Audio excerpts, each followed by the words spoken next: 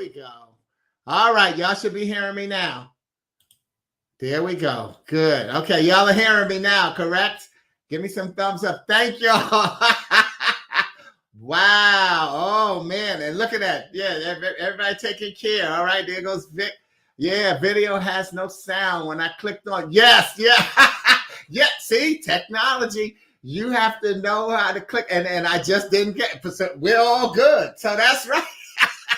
There's another reason for me to come on early. So all you missed was me talking about one of the reasons why I come on early, how I'm on Facebook and LinkedIn and YouTube. And so, and how your comments are something that I can highlight and let everybody know. See? Thank y'all, family. Thank y'all. So y'all help me. Yeah, me. All right. And all good. And of course, I talked about how I always start by saying goodness instead of good morning, because I don't know whether it's morning, afternoon, or evening, but isn't it great to have good in front of your salutation? So I don't want people to miss that if they haven't had a chance to hear that before. So thank you for putting those comments in the chat for me and making sure I know. So imagine if this weren't an interactive session, by the way. See, sometimes you got to look at the blessings, because on Mondays and Fridays, my session is not interactive where I'm just delivering the message. So I would have sat up here and just confidently delivered this message and nobody would have gotten it. You would have gotten all the expressions, but you wouldn't have got the word. And let me say that, and one reason I still got Victor's all good on there, because one of the things that you didn't hear me say, and I think it's worth repeating, and that is how important it is for us to see ourselves as good. I have a poem called Sometimes I Wish I Were Lucky, and it's because I don't believe in luck. I believe in being good. We have to express how good we are. And that's right in line with our topic today and of attitude is, how good are you? And how much more of an asset will you be to the ones you love when you know how good you are? And so it's the reason I say, it's not about being lucky. Do you want the lucky doctor when you roll in on that emergency room table, the person that says, oh, I'm feeling lucky. I want to do this operation. It's my turn. I saw it on Grey's Anatomy. No, you want the good doctor, the one who knows, look, I've seen this before. I know what's going to take. And then I also know the prognosis for the rehabilitation. That's it. That's a good. See, goodness doesn't have to be a braggadocious expression of who you are. Goodness is a confidence. It's a confidence and it's a calm. And therefore, and it's also not a secret. When you are asked how good you are, you will step up and say, yes, I'm good enough to do this. You won't back down as you see the challenges come before you. So thank you. Thank you all for helping me with that. But I did want to make sure I continue that message in there because it makes a difference. What'd you say? No, my doctor must be proficient. Ooh, not just good. They have to, there you go. Language. Your doctor has to be proficient at what they do. Thank you. Yeah. Any ways that we can say it, because proficiency is a form of goodness, or goodness is a form of proficiency. Nobody's right or wrong. It's how we use it. But obviously, like the key is, it's not lucky.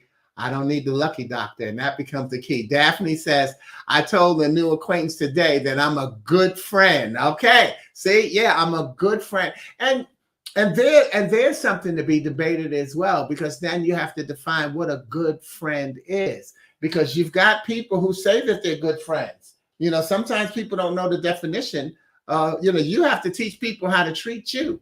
So, their definition of what a good friend is, because now, Daphne, what happens is, what's that conversation have to be about?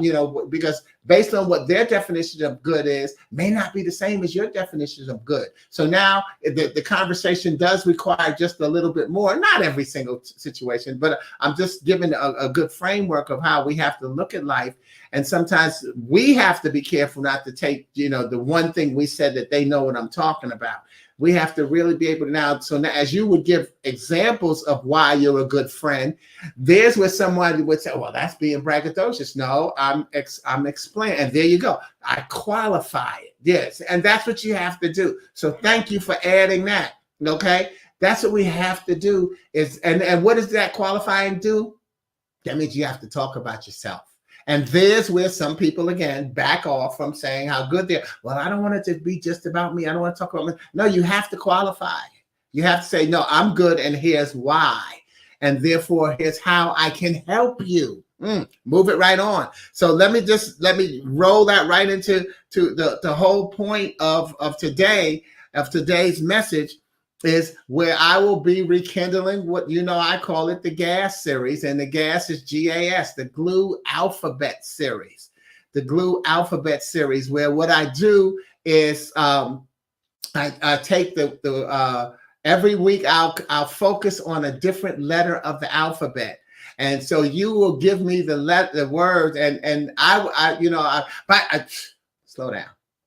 I worked the polls yesterday, did my civic duty, and I thought I was going to come home and put my message together. I was so tired. So there's some visuals that I'm not going to be able to use today. So I might as well let you know that.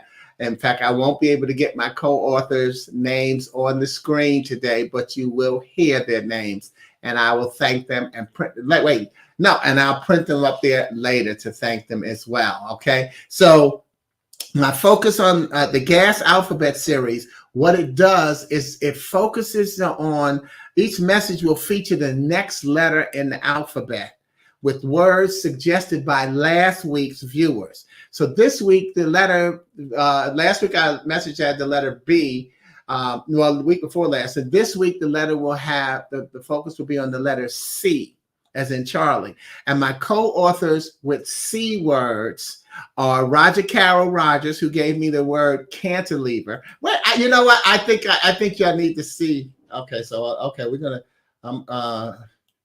Rogercarole, because this is a word that I didn't know the meaning of anyway. And okay.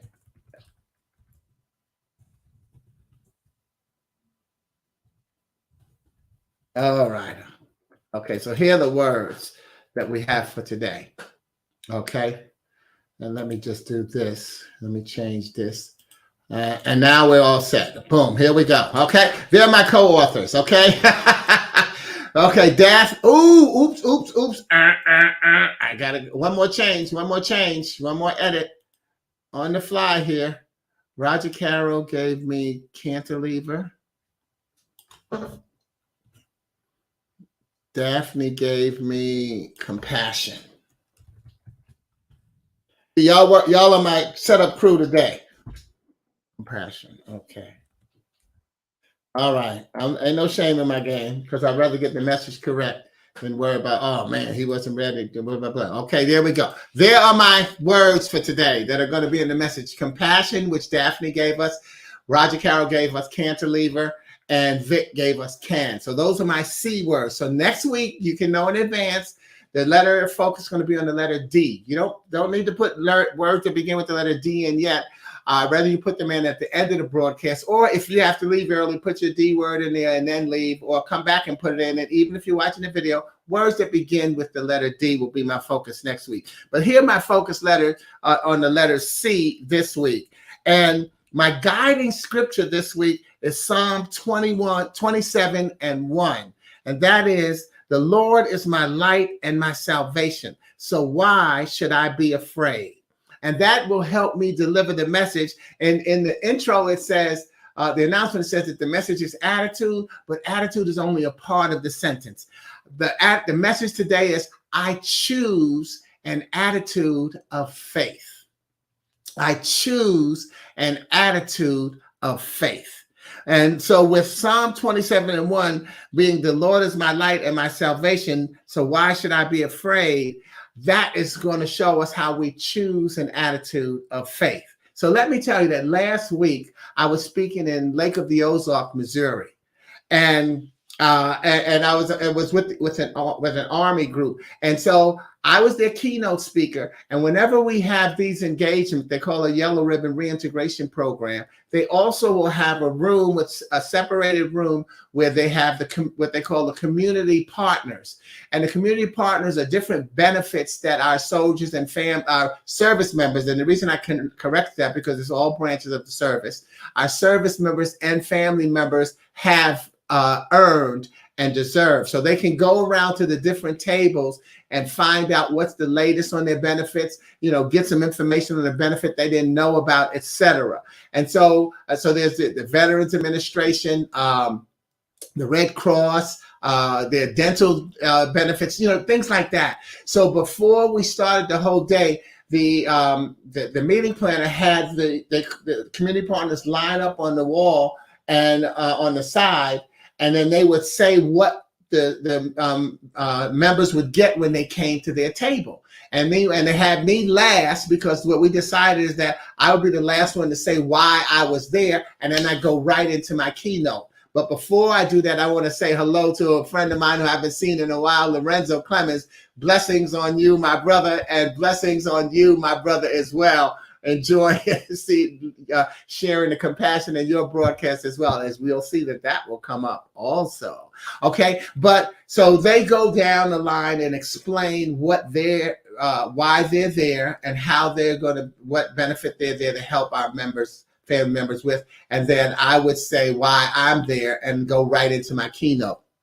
So what I decide I want to do is I'm telling you that for 4 reasons. Okay, 4 reasons. One, what ended up happening when they got down to me, and it's like about after like 20 different people, hi, I'm Lorenzo, and I'm here to tell you about your dental benefits. Hi, I'm Daphne, and I'm here to tell you about your medical benefits. Hi, I'm Vic, and I'm here to tell you about your travel benefits. Hi, I'm Tony, and I'm here to tell you about your creativity. Tony makes scented candles. Okay, so that's what I'm saying. They would tell you why you're. So when it got to me, I said, "Hi, I'm Sporty King. I'm your keynote speaker, and I just got a flashback to elementary school where all the bad kids had to stand up against the wall." And apologize for disrupting the class. And I walked away from the wall where I was standing with all of these people and start walking out into the center because we had a group of like 200 soldiers and family members. And I walked away from the wall and out into the middle of the group, laughing about it. So everybody laughed because, have you ever had that happen? Did you see that happen back when you were in school where the bad kids had to stand up against the wall? So yeah, Tony, you see that, right? Okay, so that's what I said. Look, I had a flashback of elementary school, bad kids standing against the wall, and then so I said, and I'm not with them. I don't want to be a part of that. And so everybody began to laugh, and so. But here's the reason I'm telling you that I did that. There are 4 reasons that I tell. Okay, and who else said that? Yeah, I was a wall hugger. Yeah, Lorenzo. Yep, stand against the wall. And that was when you weren't the only one that was bad. The bad one maybe had to stand in the corner and face the corner. But yeah, when it was multiple people did something, stand up on the side, because why? They're getting ready to march you to the principal's office. Okay. So yeah, anybody else, even if you're watching the video, you can still put that in there that you had to stand up against the wall. Again, that's what this session is all about. Is just having a little fun, and you're gonna know I'm gonna get a message to you. That's what I do. Okay. So anyway, but I want to tell you from my speaker's viewpoint why I did that. I want to give you 4 reasons why I did that. Okay. The first reason is that instantly I grabbed the audience's attention with an unexpected response. Know that people, including you, when you're an audience member, have an unconscious expectation of what you might say to stay within the guidelines of what has been said. See, everybody said, I am at this table, I have this for you. And so I was expected to say that same sort of thing. And because even as they said it, the audience was like, okay, thank you. But so your audience expects you to stay within the guidelines of what has been said. P.S., by the way, because I do like to clarify things, I am not at all saying that these other people were boring. Some of them had good jokes. Here's why you need to come to my table to get some of the snacks that I have. They were all great, but we were on that wall, okay? But anyway, there was an expectation created from when the first speaker took the mic and stood there. Because see, I thought that they should have walked out, said what they did, and then the next person walked out, because we were on the left wall And there were 8 rows of tables going across the hall. So the people all the way on the other end had, you know, a different type of a view. Okay. And here's, and Lorenzo's expanding on what I'm saying. They're capturing the mind lifting notification. Yeah. The audience has an expectation of you staying within the guidelines. I don't stay within the guidelines. And so that's what I did. So that was reason number 1. Because as I'm standing there, I was thinking, okay, what am I going to say? What am I going to say? I said, you know what? I'm going to say that this is a flashback. I made up my mind already to do that. So that's why I grabbed their attention instantly and walked down into the middle. Meanwhile, number 2, as I walked away from the wall, I took the camera with me. You feel me? I took the camera with me and away from the pack. Because see, I was with a pack of 20 people. I took the camera away from them and on me. You have to recognize you do not stand out in a pack. You know, when I used to teach the life skills, I used to say you make no money in the group. You have to stand out. And that is the same thing in life. You have to take yourself away from the pack and the definition of what the pack is so that you can restart the narrative. Take yourself away from the pack. Okay. Thank you, Lorenzo. That's the truth. And so you have to separate yourself. I took the camera away from myself. And then I'm going to say a good afternoon to Patty Comeback, who takes me all the way back to my Wall Street Journal days. in between my message, I'll do some shadows, but I'll keep it on track, y'all. Don't worry.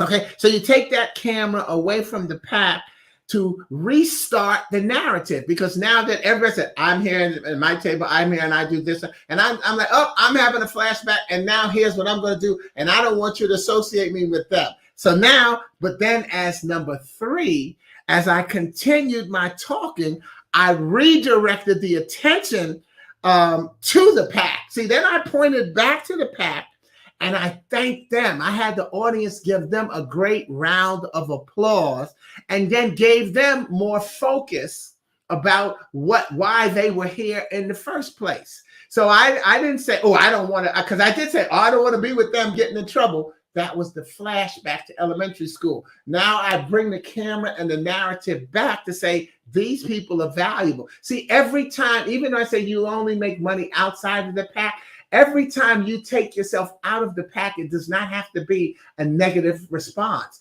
You do not have to separate yourself from other people only as a way to defy them because the experience was not a welcome one. Okay, my separation was required and cemented the connection that I actually had with them, as well as the new connection that I would now make with my audience. You still with me? See, so I separated myself from the narrative and the definition. And I changed what their expectation of the speakers would be. And so now, but I didn't say get rid of the thought of them. No, I said, you know what? I'm going to deliver what Sporty delivers, but you still need them. In fact, part of what I'm going to deliver is going to help you figure out how to use them better. And that is what I do when I speak. I talk about, like I may say something just like I'm doing my shout outs here as I speak. I would say something and say, well, that's why you need to go to such and such's table, because he or she is going to have that. And that's why I'm mentioning it to you now.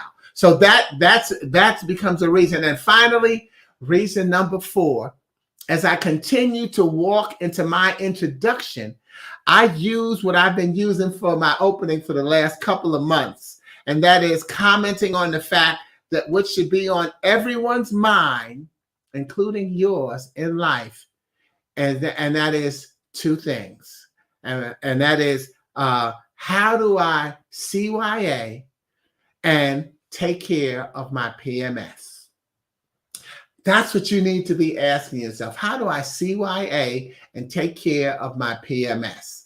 And let me tell you, CYA is choose your attitude. And take care of my PMS is your physical, mental, and spiritual self. How do you choose your attitude and take care of yourself physically, mentally, and spiritually? Because you have to take care of yourself physically, mentally, and spiritually first before you can help anyone else. If you don't take care of yourself physically, how will you help a loved one who is fallen. If you don't take care of yourself mentally, how will you help someone make a life-changing decision of where they need to direct their focus and attention? If you don't take care of yourself spiritually, how will you be able to tell someone, hey, hang in there, it's going to be all right? Take care of your PMS so that you can choose an attitude of positivity. And let me choose to see some comments right now, because Lorenzo says, I always say, glad you are here, whether you are a guest, a participant, or a prisoner. See, again, changing the narrative, because, you're a guest, a participant, or a participant, or a prisoner. And then they're like, oh, a prisoner. Okay. See, that's great. Great. Excellent, Lorenzo. And then somebody, even Victor, a prisoner. Yeah, see, that's what it does. It begins the audience interaction. These days, that's a big word once the pandemic hit, where a lot of people say, well, with Zoom and on camera, you can't interact. Yes, you can. Interaction is mental. If you can make someone think, and whether they type in laugh aloud or they just laugh, that's interaction. You won't get to see every point of interaction that you stir up in your audience. And as a speaker, that's not your job to see it all. It's to deliver it so that you will get it all. And you get it in waves from different people at different times, okay? So excellent. See, right there, Lorenzo got Vic interacting with the prisoner. And then Tony said, I was thinking something, yeah. and there again, there's the interaction. Because I do it at a pace where I say, think about your how do I CYA and choose my PMS, and take care of my PMS. And sure, everybody instantly thinks of, cover your ass and take care of your post-menstrual cycle or whatever, right? Yeah, that's it. Yeah, we know the common definitions. We're going to keep it PG-55, and I'll say what they are. So again, just like Vic went to mentally prisoner when Lorenzo said it, and Tony said, yeah, I thought of something different with CYA and PMS. The whole audience goes there as well. And I give them just enough of a breather to where they say it in their minds. And I said, and look, hey, y'all are in the military. Y'all know about acronyms, and you know that CYA is for choosing your attitude. And then immediately they're like, oh my God, that's not what I was thinking. And PMS is, physical, mental. So now again, I have recaptured them by changing the expectation of the narrative. That's what you have to do. So let's see what we got here in the comments. Thanks, Tony. I was on the wall mind, on the mall mind. Yeah, the on the wall mind. That's why they put you on the wall, because you were saying CYA. Thank you. See, that's so, and see this again. Hey, we're on video and we're interacting. Don't decide, like so many people are saying, well, I can't interact when I'm on video. Yes, you can. Yes, you can. It's interactive, it's mental. Tony, I prefer your choose your attitude. And then PMS, persevere your mentality. Oh, well, you add to it. You can still your person because, by the way, an affirmation, even though it's just PMS, physical, mental, spiritual, you can put words in between. So you can persevere your mentality and spirituality. Yes, that's what you have to do. You have the big letters stand for the letters, and then you can have small letters to connect the words. But that, again, once you hear that creativity, you come up with your own. Because you say, oh, wait a minute, let me change it as well. So Tony changed PMS to persevere with your mental stability. Whatever you decide to say, because that's the key. It has to work for you. And that's why CYA is what? Choose your attitude. And as you choose your attitude, you choose your definition. Daphne said, I had to move my car due to street repairs. So C is for Challenging Glue Wednesday. Yes. Oh, and so they're challenging your attitude or acceptance of the Glue Wednesday message. All of this comes together, y'all. All of this comes together. And this is all the fun that we have here every Wednesday. I hope you come back. But if you don't, we will be having fun here. Fun will be having here. Fun is spoken here. Okay. So anyway, again, that's why I also say choose, take care of your PMS. Put you first, ladies and gentlemen. You have to take care of yourself physically, mentally, and spiritually. Now you see why I go back to one to make sure that I restated what you didn't hear at the beginning about being good. You have to be good. You have to be good and take care of yourself because you can't rely on luck. What did Tony say? You have to be proficient. So there's PMS, right? Proficient medical specialist. Yeah, you have to take care of yourself and be good enough. And then Lorenzo says, I also say, I let my angel walk in front of me because I might have a West Side flashback. And that's a Chicago reference there, y'all, where you're coming from the West Side or the South Side. You might have, and I'm from New York City and Harlem. I say, yeah, I'll go Harlem in a minute. If somebody messes with me, and you have to be able to have that flashback, Lorenzo. I know that's right. Let your angel walk in front of you.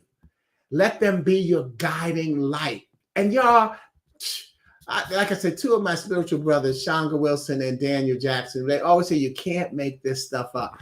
As we're saying these things are in my message as well. But that's what we have to always remember is we are not, when we're speaking, we're not always delivering a message. We're sharing and refreshing a message because most of the time people they know it already. I don't have to teach you something. I may drop in something you hadn't known before, but more likely I'm going to drop in something that you hadn't looked at it that way. Remember, we talk about perspective. That's why we share. That's why we give a different perspective on the same topic. So some people can have another way of looking at it, and that may help them cement the meaning of how they want to choose their attitude. Vic, PMS, my personal mental strength. Yes. Now once you change it into your acronym, you make it strong. And that's what I'm saying about refreshing and reminding. Yeah, hey, this works better for me to call it my personal mental strength. That works better for me. Why? Because I created it. Don't we say, well, what did so-and-so say? Because we can't quote somebody. What did that so-and-so say? No, well, even we say, what did I say? Well, that's another challenge, okay? But still, that's coming up with ways to cement the message is your interactivity. That's what you deliver to an audience. Look, here's how I look at it. How would you like to look at it? Choose your attitude. I'm here to empower you, not to tell you what to do. So there we go on. So now you see why I chose and recognize that we each have the right, the opportunity, and the requirement to choose how we will react to any situation in our lives. And that's what's your personal mental strength. How you have a right, an opportunity, and an obligation, a requirement to choose how you will react to situations. Lorenzo, thank you, my brother. I'm enjoying this lifting morning, we PM HM, personal mental health moment. And of course, May is Mental Health Awareness Month, but is it restricted to a month? Should we only be aware about mental health during the month of May? Every month, y'all. Every day. Let these man-made celebrations highlight situations and topics that we need to be covering every day in our lives and at every moment. That's what's going to bring world peace. And that's what makes it so tough, by the way. But that's another topic. And P.S., by the way, if you ever want me to discuss a specific topic, that's something you could put in the thread as well. Lorenzo's on a roll. Let's see what else he want to say. Okay, he's got us some sites that you can connect to, not just happy, but headed notes. Okay, so these are some sites that you could and links that you can click on for some. Oh, this is the link to his book. Okay, good. All right, not just happy. Oh, not just I don't have my glasses on. Not just nappy headed. I had not just happy, but headed towards something. Okay, so that's the link to Lorenzo's book. All right. So that's the thing. We have the right, the opportunity, the requirement to choose how we'll react to any situation. And that's why I chose Psalm 27:1 as my guiding spirit. Because there's an underlying message of Psalm 27:1, which is that confidence comes from knowing with certainty that we have salvation and that an eternal home awaits us. And as many of you know, the Bible I read is called the Touchpoint Living Bible, and it has modern day scripture that helps you make the connections to biblical scripture. So, and the touch points is where they take the message and like a concordance, but just give it a little bit more application to the nowadays. So 27:1 actually has a message that, because 27 is when the Lord is my light and my salvation, so why should I be afraid? And so the message there is courage. And here's how it reads in my Bible. Courage. Fear of the unknown is like fear of darkness. We are afraid because we cannot see what is ahead. We worry more about what we cannot see than what we can see. The psalmist, however, shows us our real source of courage. We can rest in the knowledge that God will give us the light we need when we need it. He also throws light on the distant future, in which we can see an eternal place of rest and safety. God's care is not always visible to us when we are on that dark path, but ultimately we are in his care. When you are afraid, remember the final destination toward which God is moving you and relax, even in the dark. So now you can see why my chosen title for today's message is I Choose an Attitude of Faith, and how all of your comments have worked up to that in advance. Okay. Thanks for touching on how courage is in God's care. Yeah. And every comment, don't you see? This is why I say you can't make this stuff up, and why I'm refreshing and reminding. We are all already on this track of having the courage. Victor talking about my personal strength. Tony talking about perseverance in my mindset. You know, Daphne going to check on her car. All of us are talking about what we're doing to go forward. And that's faith, and that's the courage. And we have to be reminded of our courage. So this week, I've also chosen to highlight the connection of each of my co-authors' words on an individual basis, which I'll start with the one that I had to consult Dr. Google with, and that was Rogercarole's word of cantilever. Okay, wait, let me see what Lorenzo said. This is truly a day lifter, and I needed this. Amen. Thank you. We all have to have that. So let me go to my co-author's words first. And Rogercarole's word was cantilever. Okay, I had to go to Dr. Google for that. Okay, and a cantilever is a beam supported at one end and carrying a load at the other end, or distributed along the unsupported portion. A cantilever is any rigid object that is fixed at one end and extends out over empty space. Examples of cantilevers are street signs, airline wings, shelves, fan blades, and bridges. Those are examples of what a cantilever are. Now, in my playful mind, I decided, even when thinking about of those things, I decided that a cantilever is somebody pronouncing, I can't leave her. I can't leave her. And let me tell you that those connect to all of those, because that's where the PMS comes in. The physical, mental, and spiritual, taking care of yourself, because you can leave her, okay? You may not have that overlaying thing that can help you. An addiction is the fact or condition of being unable to stop, leave, or part with a particular substance, thing, activity, or even a relationship. I believe it is an admission of weakness and inability to succeed.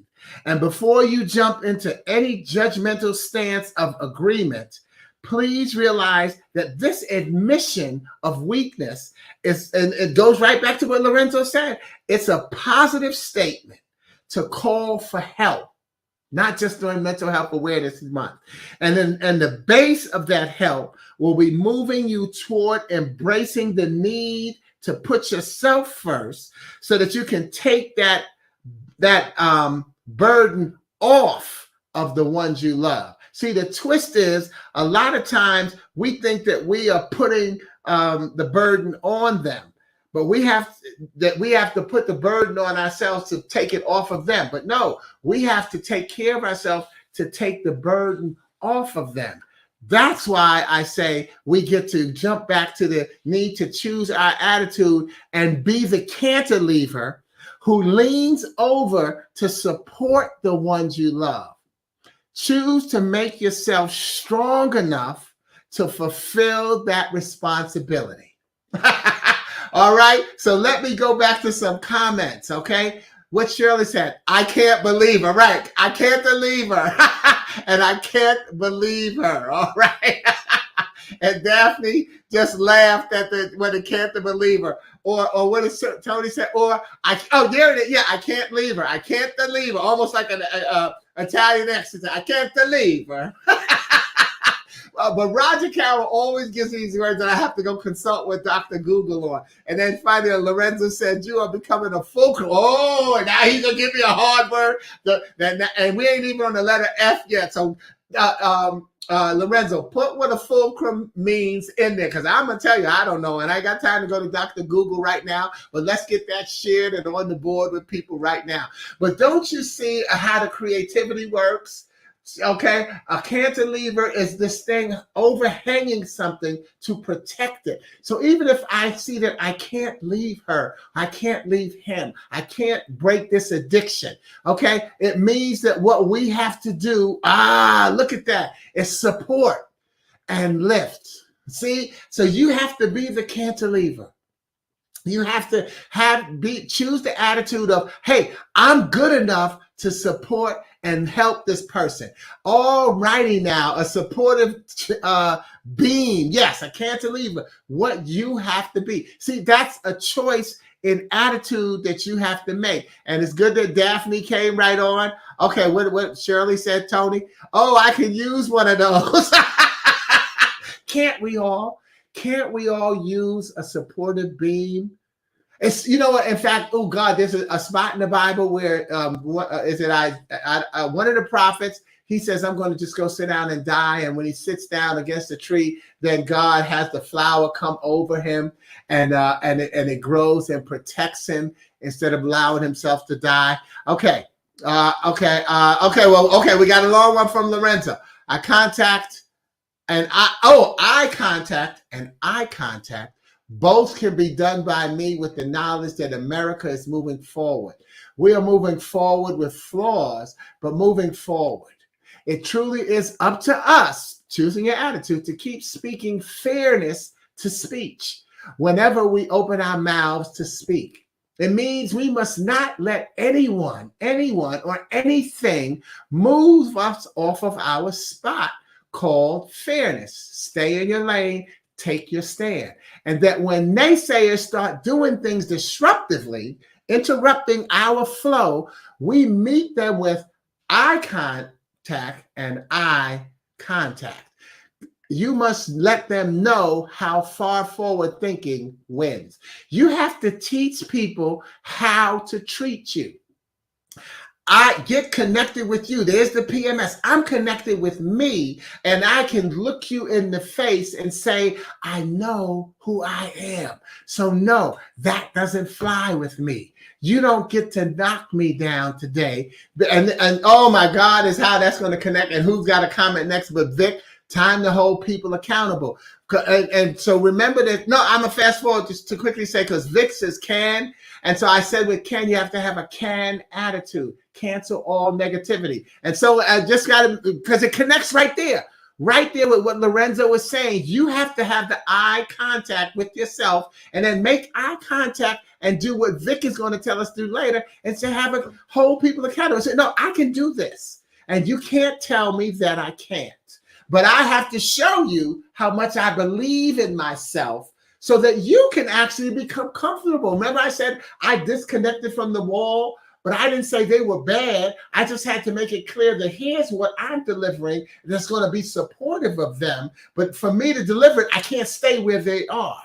Okay? And that's what you have to do. Connect with yourself and take yourself from the pack And now say, okay, now here I am. Here's how I can help you. Here's how I can be a proficient doctor that Tony, and I'm saying Tony, and you may see Shirley, but Tony is her middle name. Say that again. You have to teach people how to treat you. You got me talking back to the screen. Oh, and she's in the store. So, but see, isn't this the good part of modern day? Years ago, decades ago, when you talk to yourself in the store, people think that you were crazy. Now, people are used to people walking and having a conversation because they got the wireless connection. So you can look normal, but that's why I always tell people, I can't talk right now. I'm going into the store because I know I'll be doing that, so I don't do it. All right?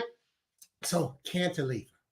Take care of yourself. Put all these things together and lean over and help somebody. And that will lead us to what Daphne did, and that is extending our compassion. Daphne gave us the word compassion, which I still went to Dr. Google. I decided to stay on the road with Dr. Google, and I actually found definitions that I had to choose from for my acceptance and guidance in this message. And the first definition that I found was that compassion was sympathetic pity and concern, for the sufferings or misfortunes of others. I didn't like that definition because I don't particularly care for the word sympathetic. See, I don't care for that feeling sorry for someone because of how I was socialized. My mother raised me, and she used to playfully say, I don't feel sorry for people. I feel sorry for myself that I have to deal with some of them. So, yeah, we laughed about it, but that's how I grew up saying, no, I don't feel sorry for people. It's just like we go back to what Victor said, I have to hold people accountable. I don't feel sorry for them. No, you make the move that you choose to make. Now, come on, there's examples, there's exceptions to every rule. I had a situation where yesterday when I was working on the polls, this guy was making a ruckus and taking a long time about how his voting status had changed and this and that, blah, blah, blah. And so myself and my coworker, we were sitting there saying, man, oh God, is this guy a pain in the butt or what? But then we said, but let's wait because maybe he's autistic. And maybe this is him.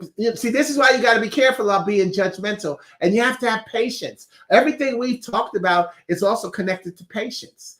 And so what we said, I said, wait, he may be autistic, and this is why he's doing what he's doing. And so, but after we waited and checked with everybody who he interacted with, he was not autistic. He was just a pain in the ass. And that's why, what do you say there, Daphne? You can't have pity. But you do have to wait before you judge or comment. Wait and see. And isn't that hard? But hadn't you not thought of that before in some cases? Sometimes we jump to this person is a pain in the ass. They're stupid. They get it. And sometimes you don't know. And this is why the mental health awareness is important. You don't know what somebody's dealing with. And to me, that's what compassion is. And in fact, that was what my second definition that I choose, that I like better for compassion. It says compassion means to suffer together. Among emotion researchers, it is defined as the feeling that arises when you are confronted with another suffering, and then you feel motivated to relieve that suffering. Compassion is not the same as empathy or altruism, though the concepts are related. And it's certainly not the same as pity. You can have compassion and not pity because you can suffer together. I say to people, I have never walked in your shoes, but I sat in your row because we've all been through something and we're all going through something. That's where suffering together. That's the definition of compassion that I prefer. Not pity, as Daphne said, and as Lorenzo says, not to judge, but to take our time and view the whole picture. And it's hard with human beings. If we say it here, please let it be a reminder to do it out there. If you only do it on your next opportunity to hold back, at least you did it once. Now see if you can do it twice in a row. Now see if you can do it twice in a row, then slip up and judge somebody and then catch yourself and then do it once in a row the next time. It's not easy. And what did Tony say? Sometimes the extra grace is needed.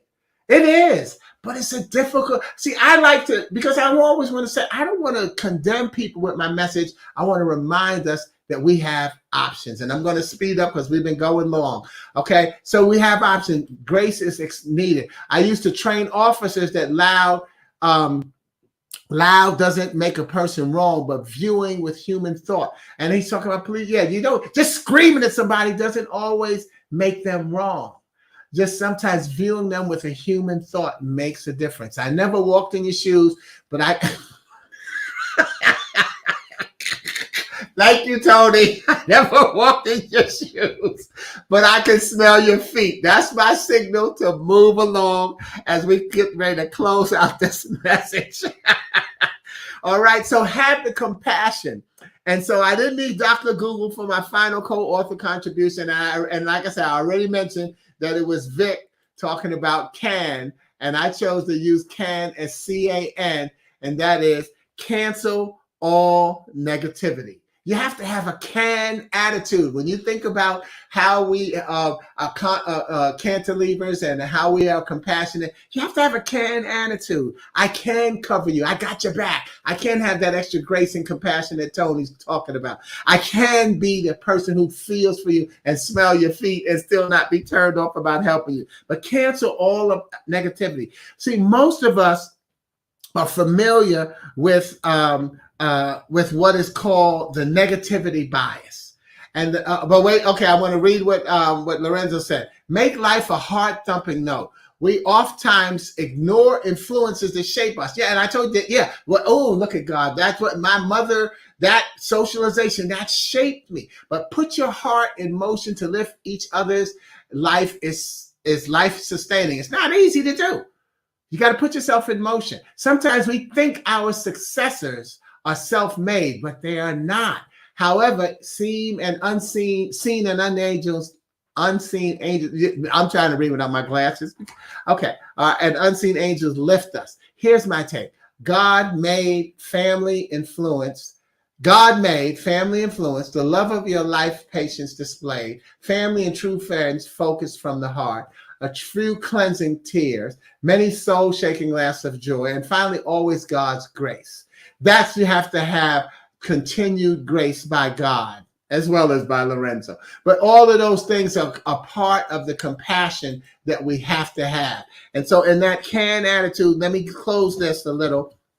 And that is, what I want to say is, most of us are familiar with what is called the negativity bias. And the negativity bias is the tendency for humans to pay more attention or give more weight to negative experiences over neutral or positive experiences. We experience more negative impulses in our life than we do positive ones on a daily basis. But if we choose to see it that way, because see, we don't have to see them as negative impulses. We can choose to see them as positive because we have the option to see the impulses as an option for us to redirect our faith. So what can to someone else seems negative, I may see it as an option to redirect my faith. And you know that I see faith as F-A-I-T-H, feeling as if there's hope. So I switch my attention to absorb the lesson as soon as possible. And so I cancel the negativity by choosing the positivity, whether it's news, comments, or situations. And I'm going to use death as my example of choice because many people see death as a negative situation. I don't. And here's my example. When my mother died, I had the option to immediately see that as negative and begin to question God and reject that this was happening to me and my family. But instead, I was able to use what I call occupational hazard. As a speaker, I have to stay positive, so I have to do it. But I also enjoy this. Is something that I've chosen to do. All right. And I had to think about how I had a mother longer than any of my younger siblings. That's what I did. I twisted that. And I said, wait a minute, I've had a mother longer than any of my younger siblings. So this is how I immediately got myself into a positive state of mind. And as I said it in my book, that I had chosen and that I was blessed. This is what you say, Tony, about extending grace. I was blessed to be the one who witnessed her taking her last breath. See, I was in the room when she did that. And now it became my job and my blessing to express that moment to my younger brothers and sisters, which, you know, that some have either wanted to hear about it or chosen not to hear. I said, whenever you want to hear about it, let me know and I will tell you about it. And see, that's what you have to realize, is that you have to choose to see it as a blessing. So here's one of the things that I did. I chose to write a quick poem about it. And this is not a long poem, so don't get your seatbelts on. But I recognized that I could not restart her life, but that I had to start mine, choose my attitude without her. And I called it the gift of a testimonious curse. Or is it the curse of a testimonious gift? Or is it irrelevant? Because it is God's will, and you will die. All we should question is, will you live? And so that's the way I took that, what could have been a negative situation. Hey, look, everybody grieves in a different way. But I'm saying to you that you have to choose. You don't have to choose my attitude. But I want you to make sure that and remind you that you have situation and choices as you move forward in life. You have situations and choices as you move forward in life. So stay aware that as they present themselves, they come with options. You have options. You have choices. You have the opportunity to say, I choose an attitude of faith. And that's our message today. Choose an attitude of faith. For next week, I'll be choosing to use the letter D. So if you have any words that begin with the letter D that you want to get in the message, drop them in the thread as Victor has done here. The letter is his doom. His doom is his word. Lorenzo, thanks for this refreshing bones not hurting much, and a smile is across my soul and faith. Thank you, brother. Like you at Amana's, brother. Amen. And then Victor, take care, saying goodbye to everyone. You know, regardless of where you are, and if you're on the video, drop in a letter that begins with D. And thank you for choosing to enjoy and share Glue Wednesday. GLUE. God's love undoes everything. Not that it will tear things apart, but whatever is torn apart, God's love will undo that tear and make sure that it's healed. God bless you all. Stay safe. Double love and drop the mic. I'm Sporty King. Over and out. Ciao.